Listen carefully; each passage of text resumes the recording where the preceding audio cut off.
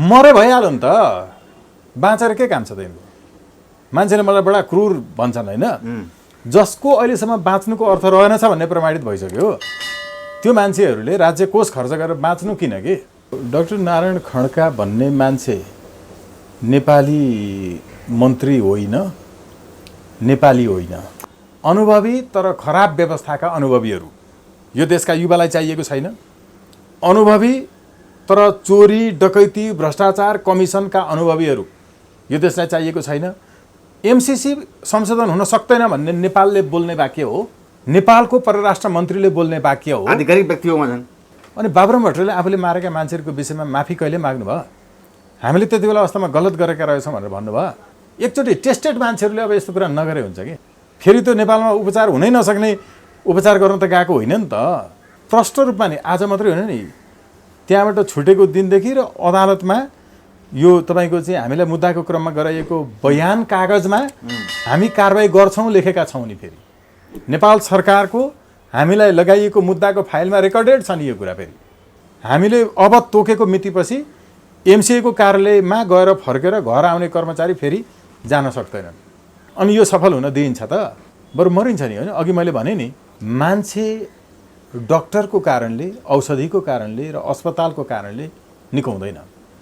मान्छे कहाँ मन रमाउँछ त्यहाँ निको हुन्छ।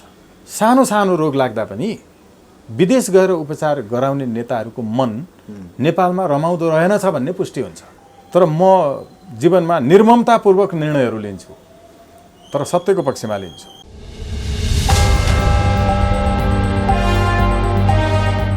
योभन्दा अगाडि हामी कुराकानी गर्दा एमसीसीको विषयमा फतेमाजी हजुर जेलबाट निस्केपछिका कुरा थिए र त्यही विषयलाई पनि अगाडि बढ्ने क्रममा अहिले फेरि चर्चामा आएको छ। हाम्रो परराष्ट्र मन्त्री डाक्टर नारायण खड्काज्यू अमेरिका पुगेर पनि संशोधन हुँदैन एमसीसी भन्ने सङ्केत मजाले दिनुभएको छ र यहाँ मान्छेका मनमा विभिन्न कुराहरू छ। अब हजुर त एकदम यसमा विशेष दखल राख्नै पर्ने अवस्था बाध्यतावश पनि विभिन्न हिसाबले गर्दा हजुर यो भनाइ र अब आउने तपाईँको सम्भावना एमसीसी के भइरहेछ, के बुझ्न सकिन्छ यसलाई अझ नयाँ विकासको रूपमा अगाडि बढाउनु त? डाक्टर नारायण खड्का भन्ने मान्छे नेपाली मन्त्री होइन, नेपाली होइन, कसरी होइन? र उहाँको पार्टी नेपाली कङ्ग्रेस पनि होइन, त्यो विदेशी कङ्ग्रेस हो, गैर नेपाली कङ्ग्रेस हो। किनभने कुनै पनि देशको मन्त्री भनिएको मान्छेले अर्को देशको तर्फबाट संशोधन हुन सक्छ वा सक्दैन भन्ने होइन। नेपाली होइन भन्नु पनि तपाईँले गैर नेपाली भन्नु नि कसरी? डाक्टर नारायण खड्का नेपालका वास्तविक नागरिक होइन भने? होइन, डिप्लोमेटिकल्ली होइन। किनभने डिप्लोमेसीमा जहिल्यै पनि आफ्नो देशको बारेमा मात्रै भन्नुपर्छ, आफ्नो देशको सम्बन्धमा मात्रै बोल्नुपर्छ। उहाँले बोल्नु भएको कुरा on behalf of US government or US bureaucracy उहाँले बोल्नुभयो। उहाँ शपथ हुने बित्तिकै अमेरिकै पुग्नु भएको थियो यो यहाँ नबिसिकन। अब हेर्नुहोस् है त, यो के भने एकदम सानो विश्वविद्यालय पढिरहेका डिप्लोमेसीका हेनरी किसिन्जरको तपाईँको किसिन्जर डिप्लोमेसी भन्ने किताब छ कि एउटा, उहाँले त्यो सायद पढ्नु भएको छैन होला। डिप्लोमेट कसरी बोल्नुपर्छ भन्ने कुरा चाहिँ अर्को देशसँगको सम्बन्धको विषयमा आफ्नो देशको पक्ष वा आफ्नो देशको सन्दर्भमा मात्रै बोल्नुपर्छ। यो संशोधन हुन सक्दैन भन्ने वाक्य नेपालले बोल्ने हो कि अमेरिकाले बोल्ने हो? नेपालका सबै उच्च शिक्षा, हामी शिक्षित वर्गको राजनीतिकर्मीहरू हौँ, त्यसकारण हामी शिक्षित वर्गलाई, युवा वर्गलाई बडा तथ्यगत रूपमा बताउन चाहन्छौँ। तर उहाँ त नयाँ परराष्ट्र मन्त्री केही न केही बुझेर बुझाइएर जानुभएको थियो होला नि बोल्नको लागि? होइन, अनुभवी तर खराब व्यवस्थाका अनुभवीहरू यो देशका युवालाई चाहिएको छैन। अनुभवी तर चोरी डकैती भ्रष्टाचार कमिसनका अनुभवीहरू यो देशलाई चाहिएको छैन। उहाँले बुझेको के छ भने डिप्लोमेसी होइन, जुन देशको चाकरी गर्ने हो त्यो देशको नोकर बनेर बोल्नुपर्छ भन्ने न बुझ्या हो। एमसीसी संशोधन हुन सक्दैन भन्ने नेपालले बोल्ने वाक्य हो, नेपालको परराष्ट्र मन्त्रीले बोल्ने वाक्य हो, आधिकारिक व्यक्ति हो मजन, आधिकारिक मान्छेले बोल्ने वाक्य यो हो। परराष्ट्र मन्त्रीले हाम्रो देशले के गर्छ भन्नुपर्छ। संशोधन हुन सक्छ वा सक्दैन त्यसको आधिकारिकता उहाँले बोलेर हुन्छ। देश सानो भए पनि भूगोलको हिसाबमा, अर्थतन्त्रको हिसाबमा, मुद्राको हिसाबमा, जनसङ्ख्याको हिसाबमा नेपाल अमेरिका भन्दा यो चाहिँ अमेरिका विरुद्धको हस्तक्षेप हो। खासमा कहिलेकाहीँ अमेरिकाले उसको नजिकै रहेको सानो देश मेक्सिको छ नि, त्यो मेक्सिकोले हामीलाई हस्तक्षेप गर भनिरहेको हुन्छ अमेरिकाले। ट्रम्पले धेरैचोटि भनेका छन् तपाईँको यो हस्तक्षेप सानो देशले ठुलो देशलाई पनि गर्न सक्छ। इजरायलले पड्काउन सक्दैन विश्व, सामरिक तपाईँको चाहिँ भण्डारण त विश्वलाई च्यालेन्ज दिने छ त। भूगोल त नेपालभन्दा 6 गुणा सानो छ त। यो अहिले जो परराष्ट्र मन्त्री भन्ने डा नारायण खड्काले बोले, यो चाहिँ अमेरिकामा पनि डिप्लोमेट्सहरू रहेन रहेछन्। हेर्नु, अमेरिकामा जन्मेर कोही ठुलो र जान्ने हुँदैन नि। उहाँले डिप्लोमेसीको इन्टरनेसनल नर्म्स, भ्यालुज, ट्रेडिसन र तपाईँको लिमिटेसन क्रस गरेर बोल्नु भएको छ। उहाँले यो बोल्नै पर्ने थियो आवश्यकता, र नबोल्दा पनि हुँदैन थियो। होइन, बोल्न पर्ने त अब नोकरहरूले मालिकहरूको चाकरी गर्नै पर्ने हुन्छ खाइसकेपछि नुन, होइन? यो कारणले उहाँले यो बोल्नुभयो। त्यो भएको हुनाले नेपालमा यसको सम्बन्धी विश्लेषण कसरी हुनुपर्छ, उनले जे बोले, यी डा नारायण खड्का भन्नेले यो संशोधन हुन सक्दैन भन्ने वाक्य नेपालले बोल्ने वाक्य हो कि अमेरिकाले बोल्ने हो? बोल्नै पर्दा अनि यति नजानेको मान्छे परराष्ट्र मन्त्री हुन्छ नेपालमा, यति नजानेको मान्छे डिप्लोमेट्स हुन्छ। त्यसैले युवा पुस्ता चाहियो कि पढेको, अगाडि कुनै के झुसिल केराबाट कसरी पुतली बन्छ भन्ने विषयमा पिएचडी गरेको मान्छे अनि कसरी डिप्लोमेट्स हुन सक्छ त? त्यो कहिले 1970 पढेको विषयमा अगाडि डा लेखेर हुन्छ? छैन। न अध्ययन छ, न चेतना छ, न तपाईँको कूटनैतिक एउटा चाहिँ आचार संहिता छ, होइन? त्यो भएको हुनाले is not Nepali diplomat, Nepali minister अहिले टोटली पञ्च पपेट अफ युएस। जस्तै डाक्टरहरूकै कुरा गर्दाखेरि त यहाँ सिलसिलाको कुरा मिलाउँदाखेरि डाक्टर पूर्व प्रधानमन्त्री बाबुराम भट्टराईकै पालामा सुरुवात भएको भनिएको छ एमसिसी। त्यो अवस्थामा त अहिले डाक्टर बाबुराम भट्टराई पनि त कालो धनलाई भए पनि जे भए पनि वास्तवमा गरिकन उत्पादनशीलमा लैजाउँ भनेर पनि आएर पनि चर्चामा आउनु भएको छ उहाँको भनाइ। अनि एमसिसीलाई पनि संशोधन गर्ने उहाँको पनि 100% कुराले गर्दा के भन्नुहुन्छ त उहाँलाई? उहाँको ससुरा हुनुहुन्थ्यो कि डाक्टर बाबुराम भट्टराईको ससुरा धर्मरत्न यमी, र धर्मरत्न यमी को नेपालमै हराइसकेको एउटा किताब एक कपी थियो, त्यो मैले उहाँलाई हस्तान्तरण गरेको हो, होइन? हिसिला यमीज्यूलाई। पछि रिप्रिन्ट भयो त्यो, मेरो चाहिँ पर्सनल लाइब्रेरीमा थियो। त्यो झापाकै एउटा गाउँमा पञ्चायत कालमा तपाईँको चाहिँ बाकसभित्र हालेर टिनले मोडेर अनि खाल्डो खनेर पुरेर त्यो माथि अगेनो बनाएर खोले पकाउने आगो, त्यो भएपछि भित्रको कागज बिग्रिँदो रहेन रहेछ।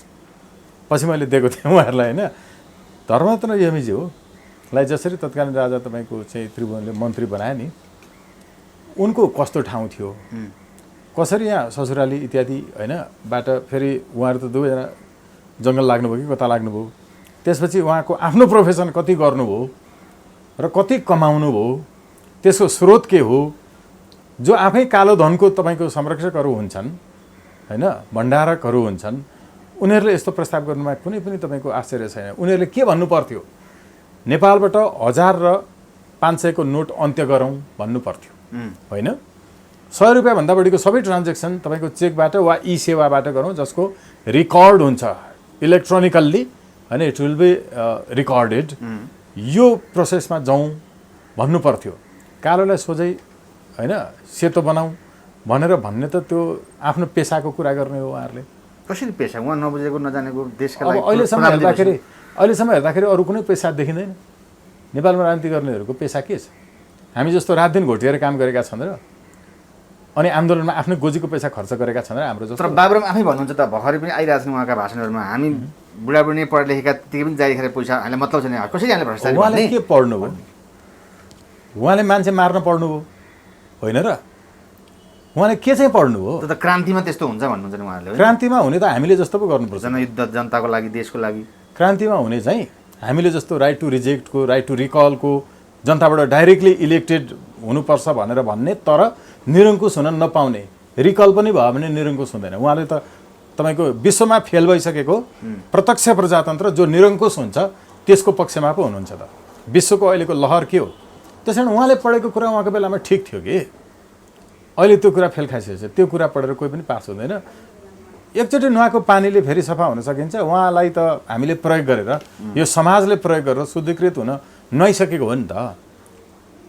एकचोटि टेस्टेड मान्छेहरूले अब यस्तो कुरा नगरे हुन्छ कि त्यो कुनै पनि अर्थ छैन। युवाहरूले पनि पत्याउनु हुन्न, यो यिनीहरूको कभरेज पनि खास चाहिँ नगरे हुन्छ। तर पनि अब केही न केही कन्टेन्ट त चाहियो फेरि मिडियालाई, त्यो भएको हुनाले इट्स वेस्ट अफ टाइम। तर जनयुद्ध गरेर आएको उहाँहरू हो, तर अहिले बाबुरामजी आफै पनि हुनुहुन्न पार्टीमा त, प्रचण्ड एक्लै भए जस्तो देखिन्छ। हुन त जनयुद्ध नगरेको भए नि हुने रहेछ भन्ने पनि छ नि कतिलाई त, होइन? उहाँले अहिले जनयुद्ध इत्यादि यो सबै कुरा भन्दाखेरि के भन्नु पऱ्यो भने माओले पनि तपाईँको 76मा महाभूकम्प गइसकेपछि वास्तवमा मैले भगवान्का विरुद्ध बोलेका विषयमा माफी चाहन्छु भन्नुभयो कि सार्वजनिक रूपमा घोषणा गर्नुभयो, होइन? अनि बाबुराम भट्टराईले आफूले मारेका मान्छेहरूको विषयमा माफी कहिले माग्नुभयो? हामीले त्यति बेला अवस्थामा गलत गरेका रहेछौँ भनेर भन्नुभयो, ठिक छ, भन्नु भएन भने पनि कति चाहिँ होला ऐतिहासिक द्वन्द्वात्मक भौतिकवादले तत्कालीन अवस्थामा त्यो कुरा ठिक थियो, अहिले बेठिको भनेर भन्ने पनि त्यस्तो स्पेसल्ली तपाईँको with special reference to this reference होइन, उहाँको स्टेटमेन्ट त केही पनि आउन सकेको छैन। त्यो भएको हुनाले हामीले उहाँहरूको बारेमा बोलेर दिमाग खाएर समय खेर फाल्नु हुँदैन। हामीले नयाँ सोच्नुपर्छ, कसरी राइट टु रिकल हुनसक्छ, कसरी राइट टु रिजेक्ट हुनसक्छ, कसरी डेमोक्रेटिक ट्याक्सेसन हुनसक्छ, प्रत्यक्ष निर्वाचित पनि निरङ्कुश हुन आँट भने कसरी फिर्ता बनाउन पाउने व्यवस्था हुनसक्छ, हुनुपर्छ हो, यो विषयमा सोच्ने। अब त्यो पुराना कुरा थोत्रा कुराको विषयमा धेरै सोच्नु हुँदैन। म त्यो सोच्ने, त्यसमा छलफल गर्ने पक्षमै छु। बाबुरामजी त कहिलेकाहीँ देशमा सङ्कट आउनु लाग्यो पछि भन्छु कालाधनका कुरा पनि भन्न थाल्नुभयो, अनि 9 अरबका कुरा पनि उहाँले नै उठाउनु भएको कुरा त ल्याउनुहुन्छ नि, तर प्रमाणित मात्रै नभएका त हुन्छ। बिचरा अब त्यही कुरा गर्ने बाहेक त के छ र जीवनमा, होइन? कुरा गर्ने बाहेक त केही पनि छैन जीवन, सकिएका विषय छन्। क्यान्टोनमेन्टको भ्रष्टाचारले गर्दा मैले प्रचण्ड छोडेको नि भन्नुभएको छ उहाँले, आफूले खान नपाएर छोड्नु भएको, यो पनि प्रश्न छ।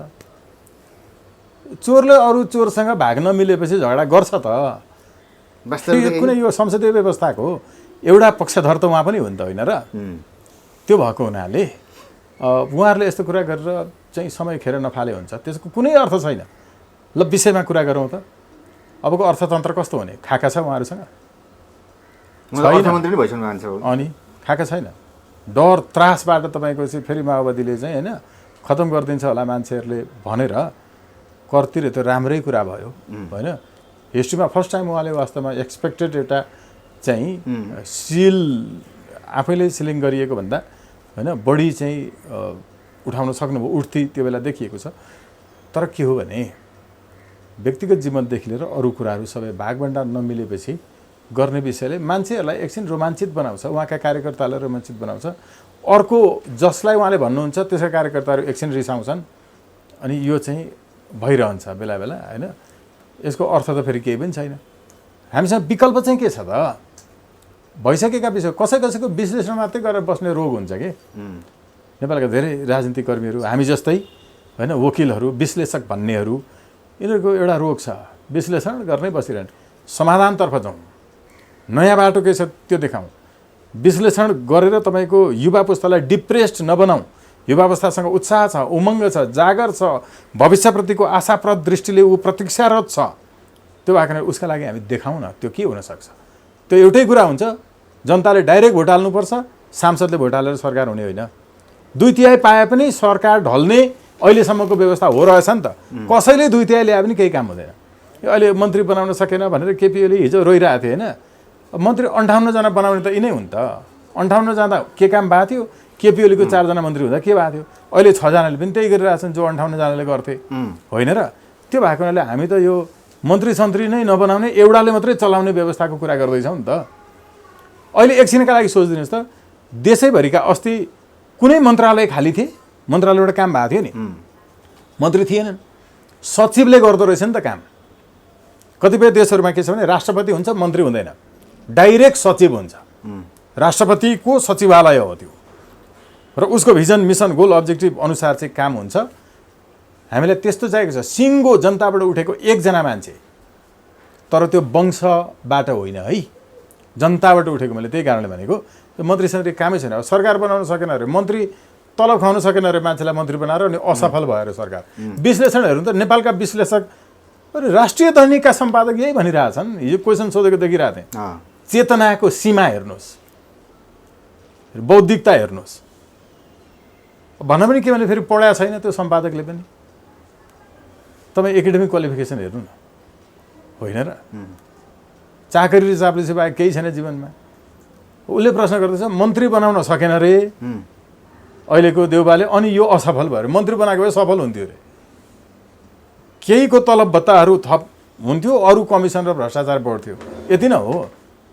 तपाईँले भ्रष्टाचार नहुने होइन, मिनिस्टेरियल सिस्टम जो हुन्छ, मैले प्राइम मिनिस्टरियल सिस्टम भनिनँ, मिनिस्टेरियल सिस्टम जो हुन्छ त्यसमा इलिमेन्ट्री चेन्ज के ल्याउन सक्नुभयो? तात्विक परिवर्तन के भयो भने यो कुरो रोकिन्छ। हामीले हरदम एक वाक्य बोल्छौँ भने पनि यसका लागि बोल्छौँ। तर मन्त्री हुन चाहिँ त अब प्रचण्डकै भनेअनुसार उहाँका 85जना मान्छे मन्त्री नखोजेका रहेछ नि त, त्यही भएर पनि अर्केको भन्ने छ अहिले। जीवनको अन्तिम उद्देश्य भनेकै मन्त्री हुने कसैलाई प्रधानमन्त्रीको कुर्सीमा बसेर अन्तिम सास फेर्ने। जीवनको यति उद्देश्य भएपछि त यही त हो नि। मैले त इमान्दारीपूर्वक भन्नुभएको छ, सबै मन्त्री हुन चाहन्छन्, बनाउन सकेन। अब मन्त्री बनाउने कुरा सफलता हुन्छ त जीवनको। मन्त्री बनाउने कुरा सरकारको सफलता हुन्छ। सरकारको सफलता असफलताको पहिलो र अन्तिम कारण मन्त्री बनाउन नसक्नु, यही भनिरहेछन् सम्पादकहरू, विश्लेषकहरू। यस्तो विश्लेषण चल्नेवाला छ, खपत हुनेवाला छैन, यो यसो काम छैन। नयाँ सिरामा कुरा गरौँ। त्यो सम्पादकको पनि एउटा तपाईँको पुरै तराईमा हामी खेत जोतिसकेपछि पटाहा लगाउँछौँ कि, पटाहा लगाउँदा पुरै डल्ला फोरिन्छ नि, त्यो पटाहा लगाएर सम्झाउनु पर्ने छ। मिडियाको सोचाइ, विश्लेषकको सोचाइ, प्राध्यापक भन्नेहरूको अहिलेसम्म देश किन असफल भयो त? जति मन्त्री बनाए पनि 2/3 दिए पनि यो त अन्ततः यस्तै हुँदो रहेछ नि त। यसमा प्रमाणित गर्न बाँकी छ, अनि यसको विकल्पको बारेमा सोच्ने हो कि त्यो हिजो जस्तै हुन सकेन भनेर भन्ने हो। जस्तै स्वागतजी, एमसिसीका कुरा गर्दा डाक्टर नारायण खड्काले त्यो कुरा भन्दै र यता के कसो गर्ने हुँदाहुँदै पनि चिनिया पहिलोपटक जस्तै चिनिया राष्ट्रपतिको पुतला दहन भयो र त्यो कुराको व्यापक विरुद्ध भविष्य के हुने भन्ने कुरा त्रास छ। सिमानाका कुरा, एमसिसीको कनेक्सन र यो रिलेसनले उहाँको पुतला दहन हुनुपर्ने कुरा चाहिँ तपाईँले के एनालिसिस गर्नु? अब के हुन्छ? अमेरिकन पैसामा यो गरिएको हो। दोस्रो, नेपालको भूमि अमेरिका विरुद्ध पनि प्रयोग हुन दिनु हुँदैन, इन्डिया विरुद्ध पनि प्रयोग हुन दिनु हुँदैन, चाइना विरुद्ध पनि प्रयोग हुन दिनु हुँदैन, किनकि हामी असंलग्न परराष्ट्र नीतिमा विश्वास गर्छौँ। अहिले यति नै बेला चाहिँ यी सन्दर्भहरू जसरी आएका छन्, यो एमसिसी विरुद्ध गतिविधि गरिरहेकाहरूलाई निस्तेज गराउन र ध्यान त्यतातर्फ मोड्नका लागि गरिएको। हामी यो भन्दैनौँ कि चाइनामा चाहिँ होइन, चाइनासँग नेपालको सीमाको विषयमा विवादै छैन, हामी यो भन्दैनौँ। विवाद छ नि, यो गलत हो तपाईँको। चाइनासँग चाहिँ सीमा विवाद छैन भनेर अस्ति केपिओलले भनेको कुरा एकदम गलत हो। हेर्नुहोस्, समस्या छैन भन्ने हो, त्यसलाई काउन्टर दिनलाई यो कुरा गरियो होइन। समस्या छ, डिस्प्युटेड बोर्डर लाइन्स होइन। हाम्रो चाहिँ तपाईँको 14वटा ठाउँमा त रेकर्डेड छ। किन तपाईँको चाहिँ चाइनाले नेपालको प्रत्येक किलोमिटर बराबर, हेर्नु है, प्रत्येक किलोमिटर बराबर 42 जना उसको आर्मी किन राखिरहेको छ चाइनाले नेपालको सिमानामा? कतिलाई थाहा छ यो डेटा? तर इन्डियासँगको सिमानामा के छ हेर्नु। इन्डियासँगको सिमानामा तपाईँको चाहिँ 1 किलोमिटर बराबर 3 जना मात्रै राखिएको छ। हाम्रो नेपालको तर्फबाट उतापट्टि राखेको छ कति? नेपालले इन्डियासँगको सिमानाभन्दा डबल राखिरहेको छ चाइनामा। बढाउनु त यता पर्थ्यो होला अझ बढी, जहाँ जहाँ डिस्प्युटेड बोर्डर लाइन्सहरू छ। तर मैले भनेको के भने 19 सालमा पनि विवाद भएकै हो। सगरमाथाको शिर भाग पनि दाबी गरेकै हो चाइनाले, होइन र? हामीले यो कुरा बिर्सन सक्छौँ? नेपालमा जबरजस्ती लखिटिएका 60,000 टिबेटन रिफ्युजीहरूलाई नेपालमा एसिमिलेट गराइयो, नेपाली नागरिकता दिलाइयो। हेर्नुहोस्, 60,000 आज होइन, फेरि 19 साल। ती मान्छेहरूले प्योरली तपाईँको चाहिँ होइन नेपाली नागरिकता लिएर हिँडेका छन्। पेनिट्रेसन त यहाँ पनि भएको छ। हेर्नु, हाम्रो राष्ट्रियतामाथि खतरा त यहाँ पनि छ। तपाईँको चाहिँ नेपालका चाहिँ गुम्बाहरूमा अमेरिकन हतियार अहिले पनि छन्। तपाईँ र म यो क्यामेरा बोकेर जाने हुने हो भने नि, किन नेपालीका लागि तपाईँको चाहिँ गुम्बाहरूका ढोका बन्द छन् र विदेशीका लागि खुला छन्? पुग्नु भयो होला नि धेरै ठाउँमा। नेपालीका लागि बन्द छन्, विदेशीका लागि किन खुला छन्? अमेरिकनका लागि किन खुला छन्? हेर्नुहोस्, नेपालको भूमि तपाईँको चाहिँ टिबेटन गुम्बाहरूलाई प्रयोग गरेर अमेरिकाले प्रयोग गरिरहेको छ र त्यसको समर्थनमा अमेरिकाले प्रयोग गरेका मान्छेहरूले अहिले चिनियाहरूलाई भड्काउनका लागि चिनिया राष्ट्रपतिको पनि पुतला दहन चाहिँ गरिरहेका छन्। हेर्नुहोस्, कति पनि मनमा नराखिकन म के दाबी गर्छु भने नि, हामी उन्नत लोकतन्त्र पार्टीको तर्फबाट स्वतन्त्र राष्ट्रिय अभियानको तर्फबाट बोल्ने हर एक व्यक्तिका कुराहरू ऐना हेरे जतिकै छर्लङ्ग हुन्छ। किनकि हामीसँग लुकाउनु पर्ने छिपाउनु पर्ने केही छैन। तथ्य छ, अनुसन्धान छ, तपाईँको तथ्याङ्कहरू छन्, साइटेसनहरू छन्, रेफरेन्सेसहरू छन्, होइन, स्रोत सामग्रीहरू छन्। त्यो सबैलाई प्रयोग गरेर बोलिरहेछौँ हामी, होइन। त्यो भएको हुनाले यसमा सबैजना क्लियर हुनुपर्छ कि चाइनासँग डिस्प्युटेड बोर्डर लाइन्सका चाहिँ इस्युजहरू छन्। त्यसो चाइनिज राष्ट्रपतिको पुतला दहन हुनु भनेको चाहिँ वास्तविक कारण के त? एमसिसी पक्षधर अमेरिकन लबीका मान्छेहरूले चाइनालाई तिम्रो विरुद्ध पनि नेपालमा रिप्रेजेन्टेसन्सहरू छन् है भनेर देखाउन हो, यति हो। नेपाल स्थित अमेरिकन एजेन्टहरूको यो चाहिँ काम हो। त्यसमा कुनै छैन नि, त्यो एकदम क्लियर छ के, प्रष्ट देखिन्छ। नेपाल स्थित अमेरिकन दूतावासले अहिले प्रयोग गरिरहेको फेसबुक पेजहरू हेर्नु होला, होइन, कसरी प्रमोट गरिरहेछ यसलाई। यहाँभित्र यिनीहरूले गरेको यसको विरुद्ध हामी के हुनुपर्छ नेपालीहरूले भने नेपालको भूमि शान्तिका लागि, प्रगतिका लागि, स्वास्थ्य चाहिँ तपाईँको हासिल गर्नका लागि, शिक्षा हासिल गर्नका लागि, विश्वका सबै मुलुकका लागि खुला छ। हामी यो भूमि कसैका विरुद्ध प्रयोग हुन दिँदैनौँ, प्रयोग हुनु हुँदैन। हामी आफै जाइ नलाग्ने, आइलाग्ने माथि जाइ लाग्ने जातिको मान्छेहरू हो नि नेपालीहरू भनेको। त्यो भएकोले हामीले एकदम प्रष्टतः नागरिकलाई पनि बुझ्ने बुझाउने गरिकन यसमा भड्काउमा नलाग्नका लागि गरिदिनै पर्छ। जस्तै हजुरले एमसिसीको विरोधमा यति धेरै शारीरिक पीडादेखि लिएर सबै कुराको भोगिरहनु भएको छ, तर 60 अरबको लागि त्यो कुरा छ भने नेताहरू चाहिँ विदेश उपचार गर्ने क्रम अझै पनि लड्को छ। वर्षानुपुनका कुरा भर्खर देख्नुभयो, झलनाथ खड्का नगरका कुरा देख्नुभयो। यो कुरा चाहिँ के लाग्छ तपाईँलाई? आधुनिक चिकित्सा विज्ञानले के भन्छ भने मान्छे डक्टरको कारणले, औषधिको कारणले र अस्पतालको कारणले निको हुँदैन। मान्छे कहाँ मन रमाउँछ त्यहाँ निको हुन्छ। सानो सानो रोग लाग्दा पनि विदेश गएर उपचार गराउने नेताहरूको मन नेपालमा रमाउँदो रहेनछ भन्ने पुष्टि हुन्छ। यो आधुनिक चिकित्सा प्रणालीले भन्छ। त्यसैले उनीहरू सानो सानो रोग लाग्दा पनि विदेश जान्छन्। जन्डिस लिएर जाँदै हुन्छ नि पर्सनली त अहिले। मनमा देश छैन नि, उपचार गर्न त पाइयो नि, पाइयो नेताहरूलाई। यसैले भनेको नेताहरूले चाहिँ त्यो स्वतन्त्रता प्राप्त गर्दैनन्, गर्नु हुँदैन। मरे भइहाल्यो नि त, बाँचेर के काम छ त यिनको? मान्छेले मलाई बडा क्रूर भन्छन्, होइन, जसको अहिलेसम्म बाँच्नुको अर्थ रहेनछ भन्ने प्रमाणित भइसक्यो। त्यो मान्छेहरूले राज्य कोष खर्च गरेर बाँच्नु किन के? उपचार गर्दा गर्दै मर्नु, नेपालमा मर्नु त पर्छ एक दिन। फेरि त्यो नेपालमा उपचार हुनै नसक्ने उपचार गर्न त गएको होइन नि त। नेता भनेपछि एक दिन मर्नुपर्छ भन्ने सोचेर नि नेपालमै उपचार हुने चाहिँ अरू सबैको हुन्छ, तिनको हुँदैन। नभए मर्नु के फरक पर्छ? फरक पर्छ? राज्यको पैसा विदेश लानु हुँदैन। यसो भएको हुनाले मरे केही फरक पर्दैन। मृत्युको कामना बडा कठोर कामना हो, होइन, निर्मम तपाईँको अभिव्यक्ति हो। तर म जीवनमा निर्ममतापूर्वक निर्णयहरू लिन्छु, तर सत्यको पक्षमा लिन्छु। त्यो भएको हुनाले हामी त प्रष्ट छौँ। उन्नत लोकतन्त्र पार्टीले यो भन्छ, गर्छ पनि। साना साना कुराहरू हामीले गरे जस्तो हाम्रो आचार संहिताका नेताहरूको उपचारका लागि त विदेश गएका छन्, तपाईँहरूले के गर्न सक्नुभयो त? केही गर्नु होइन। यसो छ नि, अघि भनेको हामीले गर्ने भनेको उपचार गर्न जाँदाखेरि देशकै पैसा लगाएर गरिरहेको हो नि। घरमै गएर तपाईँको चाहिँ बाटोमा ढोकाबाट निस्किँदै गर्दा थुन्ने कुरो त भएन। नेतालाई अरूले राम्रो काम गर भनेर प्रेसर दिनुपर्छ भने त्यो नेता होइन। नेताले आफूले जानेर गर्नुपर्छ।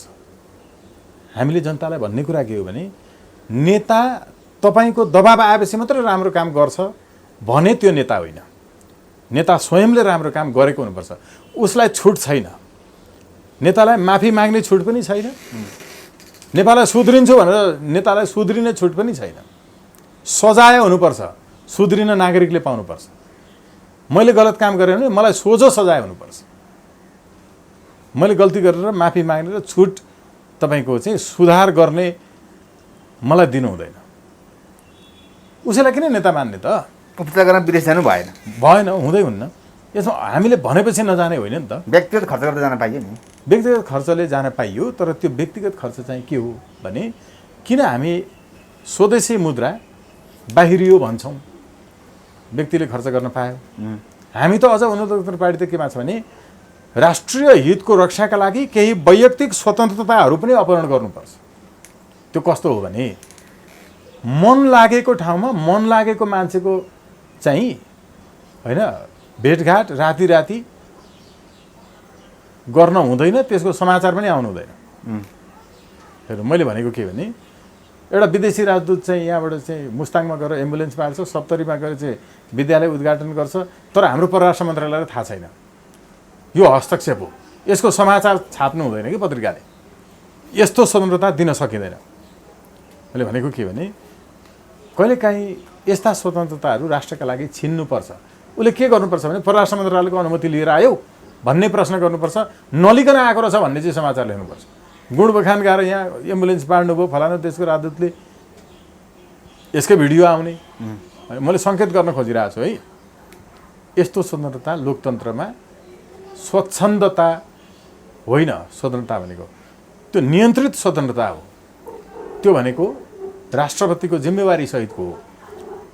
यी नेताहरूलाई त्यो स्वतन्त्रता छैन। अघि मैले भने व्यक्तिगत खर्च गरेर विदेशमा उपचार गर्न पाउने स्वतन्त्रता छैन। अब ल ठिक छ, व्यक्तिगत खर्च तिनले के गरेका थिए? जागिर खाएको थिए, तिनले बिजनेस गरेका थिए।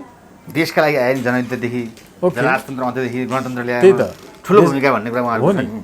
देशका लागि आउनुभयो, तर देशका लागि आउँदा व्यक्तिगत खर्च गरेर जाने त्यो व्यक्तिगत चाहिँ कहाँबाट आयो? ब्याङ्क लुटेको होइन, क्यान्टोनमेन्टको पैसा होइन, तपाईँ हामीले कर तिरेको पैसाको चाहिँ तपाईँको भ्रष्टाचार होइन। कहाँबाट आयो? पुष्टि गर्नु पर्दैन पहिला यो व्यक्तिगत हो भनेर? व्यक्तिगत रूपमा दिएको यहाँ देखिँदैछ कि कतिपय नेताहरूले आफ्नो पार्टीको सङ्गठन कुनै के एनजिओ खोलेर त्यहाँ दिएको। त्यो त तपाईँको मालाफाइड इन्टेन्सनका साथ चाहिँ लुकाइएको सम्पत्ति हो नि त।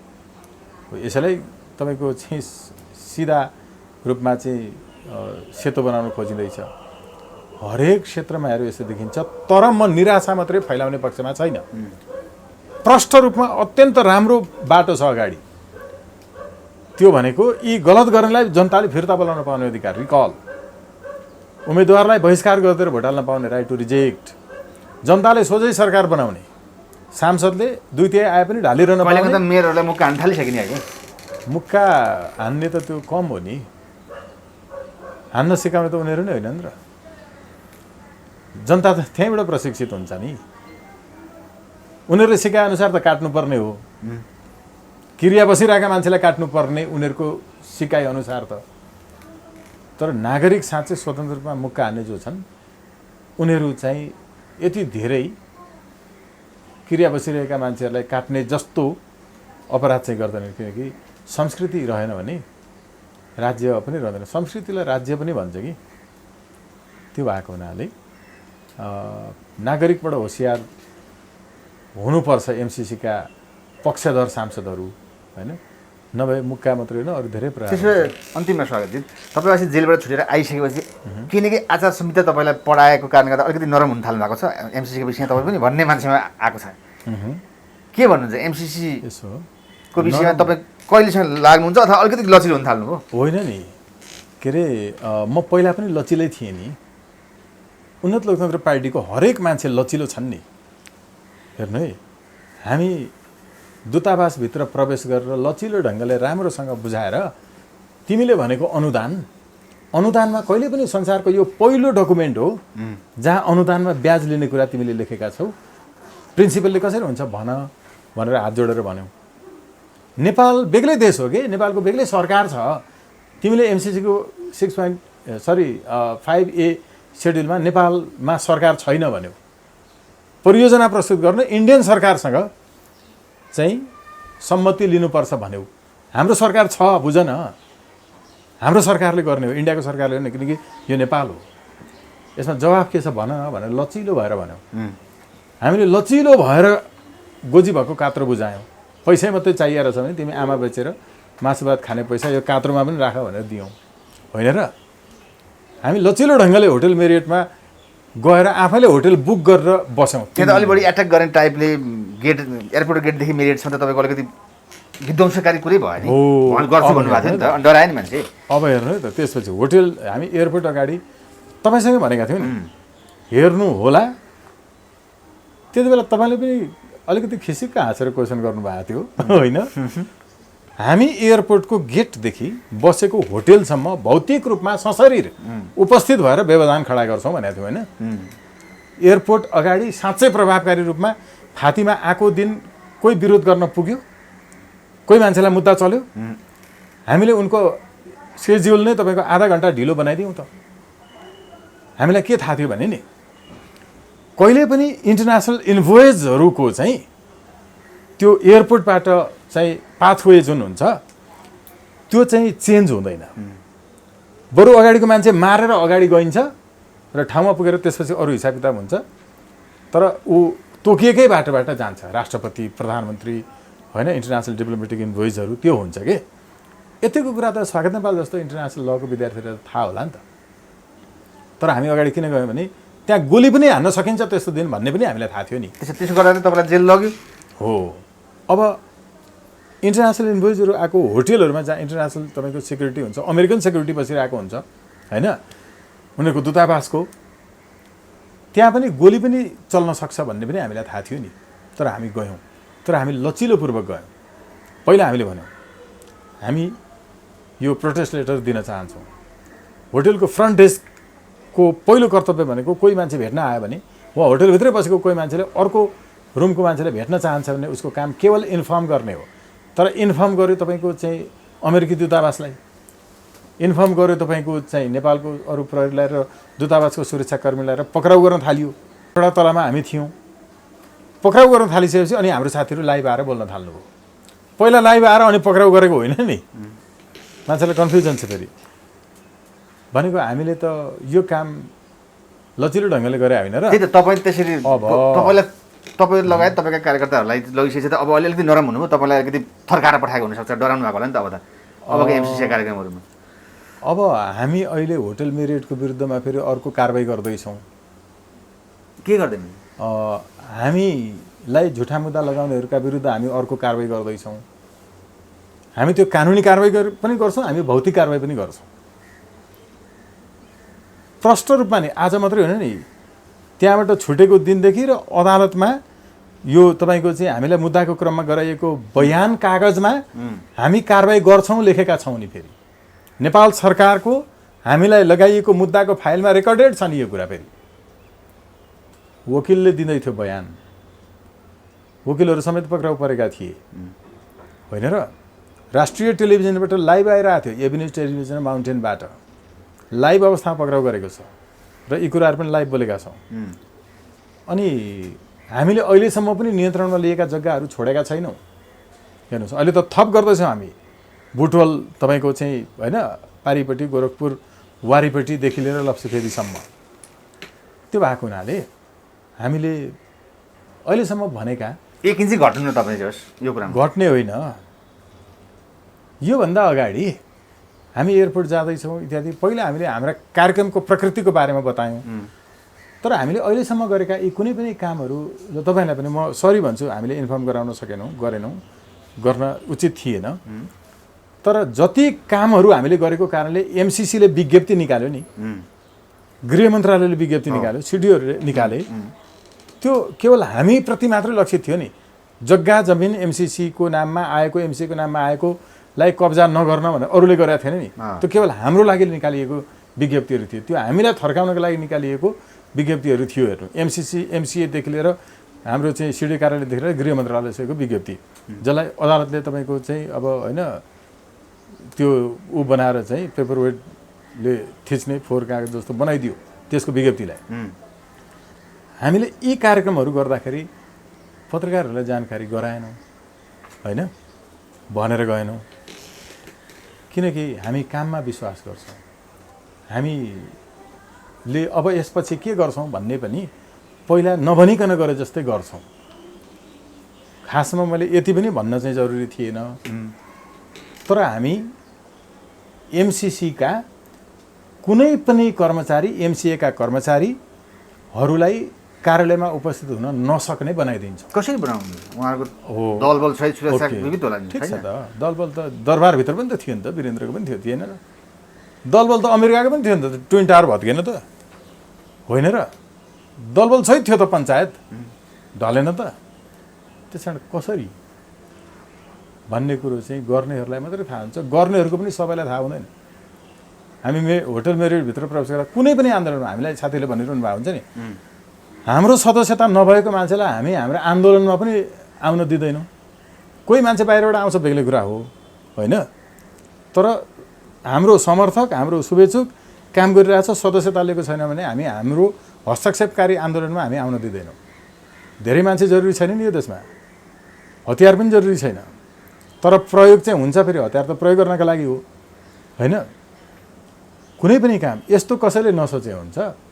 सरकारले त थाहा पाए एयरपोर्टसम्मको होटलदेखिसम्मको बेलकुटगढीसम्मको कार्यक्रम त्यो भएको हुनाले जुनसुकै बेला जेसुकै गर्न नि यो देशमा मजाले सकिन्छ। तर हामीले राम्रोसँग हेरेका छौँ माओवादीले गरेको खुन खराबा हामीले राम्रोसँग हेरेका छौँ काङ्ग्रेसले गरेको विमान अपहरण हामीले राम्रोसँग हेरेका छौँ 28 सालको टाउको काट्ने आन्दोलन यो सबै कारणले हामी यसलाई बौद्धिक विद्रोह यसलाई तपाईँको शान्तिपूर्ण विद्रोह सम्भव भएसम्म शान्तिपूर्ण विद्रोह चाहिँ नैतिकवान असल मान्छेहरूका लागि मात्रै हुन्छ फेरि नत्र शान्तिपूर्ण हुँदैन। अब हामीले गर्दै आएका कामहरू अहिलेसम्म भोल्युम कत्रो थियो होला प्रभाव कस्तो भयो हेरौँ तर असफल एउटा पनि भएको छैन अब पनि हुँदैन। त्यो भएको हुनाले कसरी गर्छौँ अघि मैले भनिहालेँ तिनको कार्यालय रहेन एमसिसीको काम हुन्छ तर कार्यालय रहने छैनन् नेपालमा एमसिएको कार्यालय रहने छैनन् कार्यालयको घर होला कार्यालयमा गएर काम गर्ने मान्छे चाहिएन एमसिएका कर्मचारी चाहिएन। हामीले व्यक्तिगत रूपमा इन्फर्मेसन सङ्कलन गरिसकेका छौँ कुन कुन गल्लीमा कहाँ कहाँ बस्छन् घर नम्बर कतिहरू कति बजे निस्किन्छन् आउँछ सबै थाहा पाइसक्नु भएको छ। यो सबै ठाउँमा ठाउँको ठाउँ हामीले अब तोकेको मितिपछि एमसिएको कार्यालयमा गएर फर्केर घर आउने कर्मचारी फेरि जान सक्दैनन्। हामी एकदम प्रष्ट रूपमा यो देशका लागि जरुरी छ हाम्रो धर्म संस्कृति परम्परा इतिहास बचाउनका लागि र नेपाल स्वाधीन राष्ट्र हो यो इन्डियाको सरकारलाई सोधेर परियोजना प्रस्तुत गर्नुपर्ने भनेर लेखेको 5A जो अनुसूची छ नि यसरी पराधीन हुन दिँदैनौँ। योभन्दा अगाडि तपाईँको 1950 को शान्ति तथा मैत्री सन्धिमा नेपालले इन्डियासँग सोधेर मात्रै अरू देशमा दूतावास खोल्नुपर्ने भन्ने लेखिएको थियो नि होइन हतियार किन्दाखेरि अरू देशसँग सोधेर मात्रै किन्नुपर्ने लेखिएको थियो नि तर मान्छे खराबै भए पनि खराब विचारको भए पनि एउटा काम त शेरबहादुर देउवाले राम्रो गर्यो पहिलोचोटि त्योभन्दा अगाडि सबै हतियार किन्दा इन्डियाको कन्सर्नमा मात्रै किनिन्थ्यो कन्सल्टेसनमा तर पहिलोपटक शेरबहादुर देउवाले चाहिँ बेल्जियमबाट चाहिँ तपाईँको इन्सास लिएर आउँदाखेरि चाहिँ इन्डियालाई कन्सल्ट नगरिकन गरे राम्रो।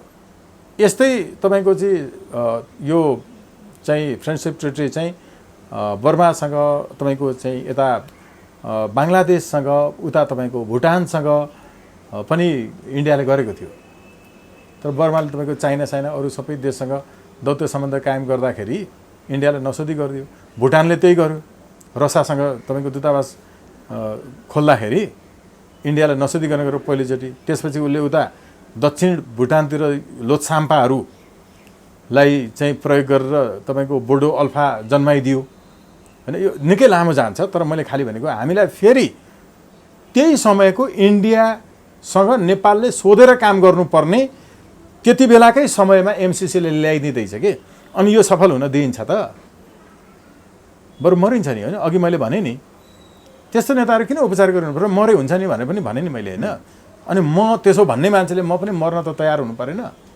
पर्यो नि हामी पनि मर्न तयार हुन्छौँ। त्यो भएको हुनाले नेपालमा एमसिसीको कार्यालय रहने छैनन् तिनका कर्मचारी रहने छैन। हस् थ्याङ्क यू भेरी मच हस् थ्याङ्क यू आभार व्यक्त गर्छु धन्यवाद ज्ञापन गर्छु।